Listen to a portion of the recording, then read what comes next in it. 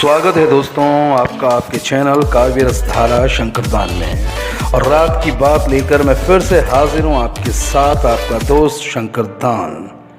दोस्तों, जैसा कि आपको पता था कि मैं कहानी लेकर आ रहा हूँ अपनी एक प्यारी सी, जिसका नाम है अनचाही विदाई, द ओल्ड एज होम। तो बिना किसी इंतज़ार के शुरू करते हैं। संसार है बहुत बड़ा, ये जानता सारा दौर है। माँ के आंचल सा ना कोई और है, और पिता के कंधों सा सुकून भरा ना कोई ठौर है।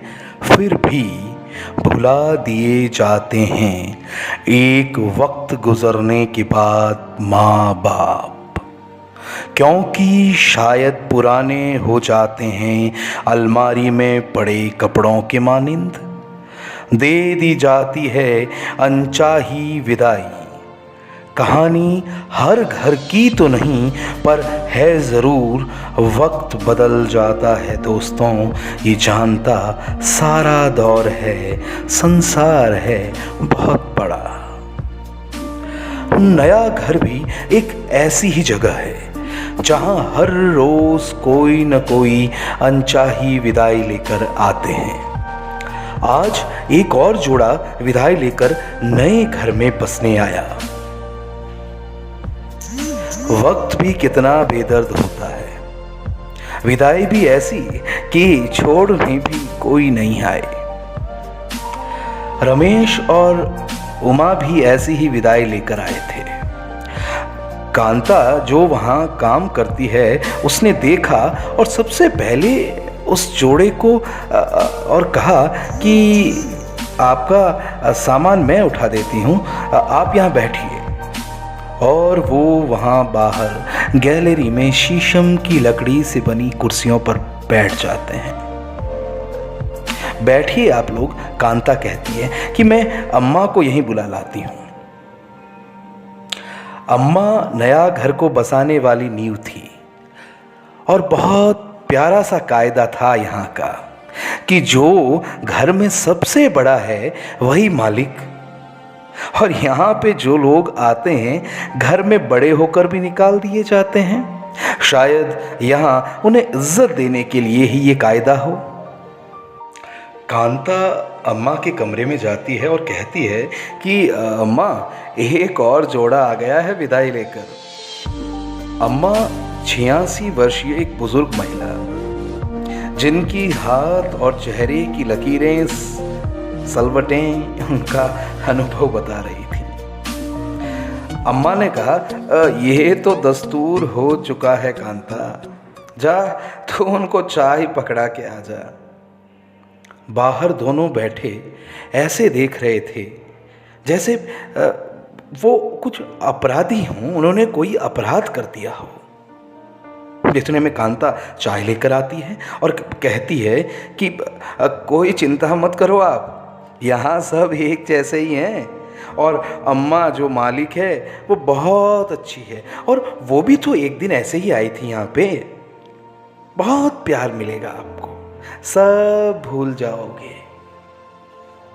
रमेश ने कहा, बहुत बुरा किया होगा अम्मा के बच्चों ने उनके साथ।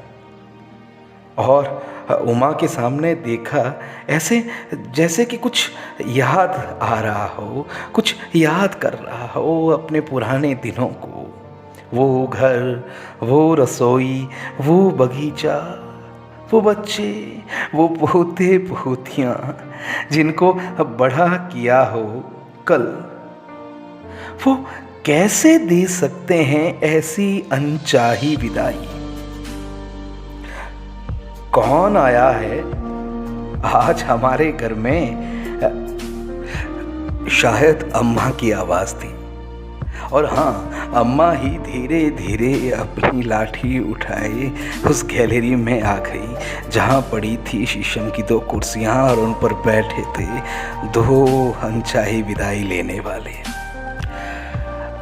अम्मा को देखते ही रमेश और उमा खड़े हो गए और ऐसे उनकी आंखों में अचानक से आंसू आ गए, पर अम्मा बस मुस्कुरा रही थी।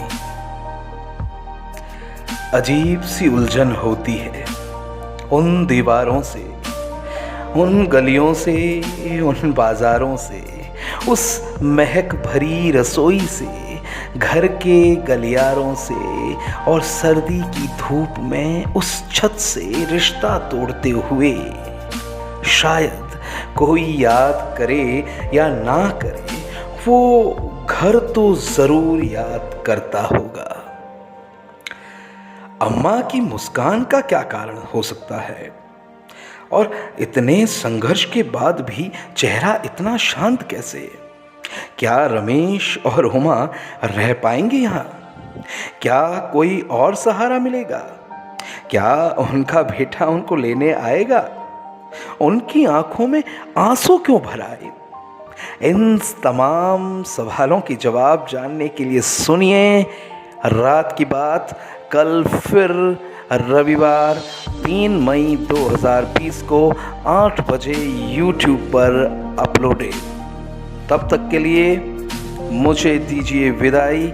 आपका अपना दोस्त SD बोले तो शंकर दान। और दोस्तों, चैनल को सब्सक्राइब करना ना भूलें और अपने प्यारे प्यारे से कमेंट ज़रूर दीजिएगा। तब तक के लिए शुक्रिया। शुभ रात्रि।